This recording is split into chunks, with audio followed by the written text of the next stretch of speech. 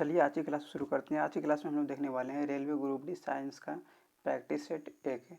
Practice set 1 हम लोग देखने वाले हैं, तो चलिए शुरू करते हैं। और डेली ये चलने वाला है और हर एक सेट में टोटल 25 प्रश्न होगा। तो चलिए शुरू करते हैं। हम लोग फर्स्ट प्रश्न को देख लेते हैं। देखिए फर्स्ट प्रश्न में बोला जा रहा है जल का रासायनिक सूत्र क्या है। जल का रासायनिक सूत्र सबको पता है क्या होता है, H2O होता है, सबको मालूम है।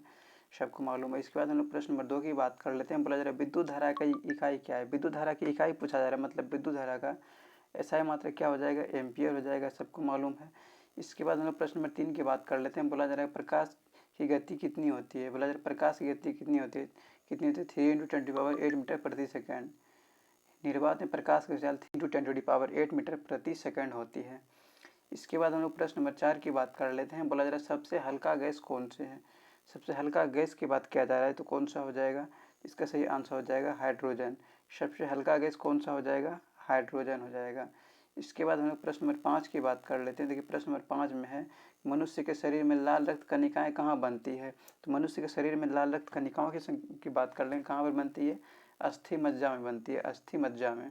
इसके बाद हम लोग प्रश्न नंबर 6 की बात कर लेते हैं। देखिए प्रश्न नंबर 6 में एक दर्पण में बना प्रतिबिंब कैसा होता है। तो दर्पण में बना प्रतिबिंब की बात कर लेंगे तो कैसा होता है, तो सीधा और आभासी होता है। दर्पण में बना प्रतिबिंब कैसा होता है, सीधा और आभासी होता है। इसके बाद हम लोग प्रश्न नंबर 7 की बात कर लेते हैं। देखिए बोला जा रहा है परमाणु में प्रोटॉन का आवेश क्या है। बोला जा रहा है परमाणु में प्रोटॉन का आवेश क्या है होता है। तो परमाणु में प्रोटॉन का आवेश क्या होता है, इसका सही आंसर हो जाएगा ये धनात्मक होता है। परमाणु में प्रोटॉन जो होता है वो धनात्मक होता है, इलेक्ट्रॉन कैसा होता है, ऋणात्मक होता है। इसके बाद हम लोग प्रश्न नंबर 8 की बात कर लेते हैं। बोला जल का क्वथनांक कितना होता है। तो जल का क्वथनांक कितना होता है, जल का क्वथनांक 100 डिग्री सेल्सियस होता है। इसके बाद हम लोग प्रश्न नंबर 9 की बात कर लेते हैं। देखिए प्रश्न नंबर 9 में बोला जा रहा है कि सूर्य का ऊर्जा स्रोत क्या है। सूर्य का ऊर्जा स्रोत की बात कर लेंगे तो क्या हो जाएगा, तो सूर्य का ऊर्जा स्रोत हो जाएगा न्यूक्लियर फ्यूजन हो जाएगा। न्यूक्लियर फ्यूजन मतलब इसमें क्या हो जाता है, संलयन हो जाता है। यही वही हम लोग प्रश्न नंबर 10 की बात कर लेते हैं। बोला जा रहा है पादपों में जल का परिवहन किसके द्वारा होता है। तो पादपों में जल का परिवहन की बात कर लेंगे, किसके द्वारा होता है, जाइलम के द्वारा। जौ से जल, जौ से जाइलम। वही खाद्य पदार्थ की बात किया जाएगा तब क्या हो जाएगा, फ्लोएम हो जाएगा। इसके बाद हम लोग प्रश्न नंबर 11 की बात कर लेते हैं। बोला जा रहा है कि बल का, प्रश्न नंबर 11 में है, बोला जाएगा बल का मात्रक क्या है। तो बल का मात्रक की बात कर लेंगे, बल का ऐसा मात्रक क्या हो जाएगा, न्यूटन हो जाएगा।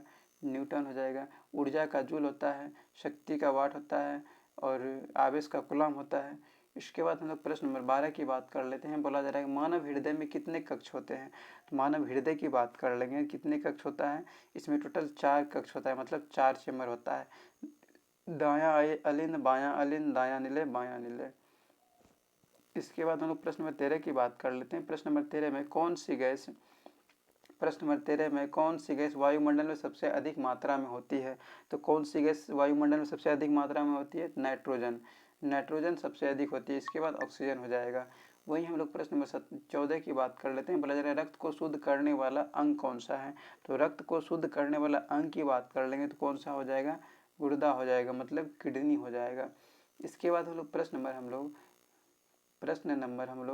15 की बात कर लेते हैं। बोला जा रहा है बैरोमीटर किसे मापता है। तो बैरोमीटर की बात कर लेंगे, ये किसे मापता है, तो बैरोमीटर जो है ये वायु दाब को मापता है। किसको मापता है, वायु दाब को। वही हम लोग प्रश्न नंबर 16 की बात कर लेते हैं। बोला जा रहा है अम्ल का पीएच मान कितना होता है। तो अम्ल का पीएच मान की हम लोग बात कर लेंगे, कितना होता है, 7 से कम होता है। और क्षार का 7 से अधिक होता है। और 7 जो होता है वो न्यूट्रल होता है, मतलब ना वो क्या होता है, उदासीन होता है। इसका प्रश्न हम लोग 17 की बात कर लेते हैं। बोला जा रहा है मनुष्य शरीर में सबसे बड़ी ग्रंथि कौन सी है। तो मनुष्य के शरीर की सबसे बड़ी ग्रंथि की बात कर लेंगे तो क्या हो जाएगा, यकृत हो जाएगा, मतलब लीवर हो जाएगा। इसके बाद हम लोग प्रश्न नंबर हम लोग 18 की बात कर लेते हैं। देखिए इसमें बोला जा रहा है हड्डियों और दांतों में कौन सा तत्व मुख्य होता है। प्रश्न नंबर 18 में बोला जा रहा है कि हड्डियों और दांतों में कौन सा तत्व मुख्य होता है। बोला जा रहा है हड्डियों और दांतों में कौन सा तत्व मुख्य होता है, तो कौन सा हो जाएगा, फास्फोरस हो जाएगा। वहीं हम लोग प्रश्न नंबर 19 की बात कर लेते हैं। बोला जा रहा है कि परावर्तन के नियम कितने होते हैं। तो परावर्तन पूछेगा या आवर्तन पूछेगा, कितने नियम होते हैं, 2 ही नियम होते हैं। इसके बाद हम लोग प्रश्न नंबर 20 की बात कर लेते हैं। देखिए प्रश्न नंबर 20 में बोला जा रहा है विद्युत धारा माप करने के लिए कौन सा यंत्र होता है। विद्युत धारा किससे मापते हैं, तो विद्युत धारा को हम लोग वोल्ट मीटर से विद्युत धारा बोला जाए ना आमीटर से मापते हैं, विद्युत धारा को हम लोग आमीटर से मापते हैं। इसके बाद हम लोग प्रश्न नंबर 21 की बात कर लेते हैं। प्रश्न नंबर 21 में है द्रव का ताप बढ़ने से उसका घनत्व कैसा होता है। तो द्रव का ताप बढ़ने से उसका घनत्व की बात कर लेंगे तो क्या हो जाएगा, घट जाएगा। इसके बाद हम लोग प्रश्न नंबर 22 की बात करते हैं। बोला जा रहा है प्रकाश वर्ष किसे मापने की इकाई है। प्रकाश वर्ष की बात कर लेंगे, ये दूरी मापने की इकाई हो जाएगा। इसके बाद हम लोग प्रश्न नंबर हम लोग 23 की बात कर लेते हैं। प्रश्न नंबर 23 में है डीएनए की खोज किसने की थी। तो डीएनए की खोज किसने किया था, वांस्टन और क्रिक ने किया था। डीएनए की खोज किसने किया था, वांस्टन और क्रिक ने। वहीं हम लोग प्रश्न नंबर 24 की बात कर लेते हैं। बोला जा रहा है सब्जियों में हरा रंग किससे होता है। सब्जियों में हरा रंग की बात कर लेंगे, किससे होता है, क्लोरोफिल में से होता है।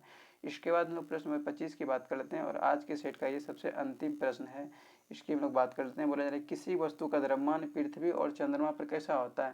तो किसी वस्तु का द्रव्यमान की बात कर लेंगे पृथ्वी पर और चंद्रमा पर कैसा होता है, तो समान होता है, द्रव्यमान समान होता है। तो आज का ये सेट समाप्त हुआ। अब हम लोग नेक्स्ट सेट को हम लोग नेक्स्ट क्लास में देख लेंगे।